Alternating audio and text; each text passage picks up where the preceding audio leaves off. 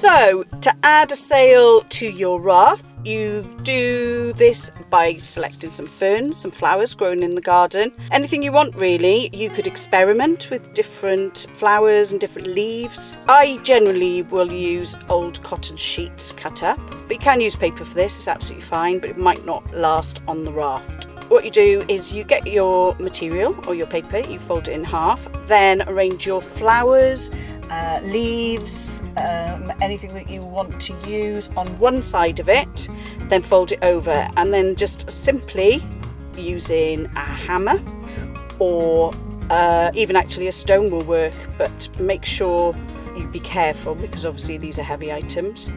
And you basically just bash on top of the material or the paper and you will see the pattern of the ferns, the flowers, the leaves coming out.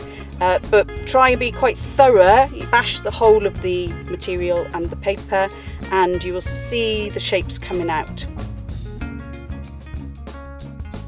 Then you simply unfold your paper and material and just brush off the foliage, and you should get a really beautiful design.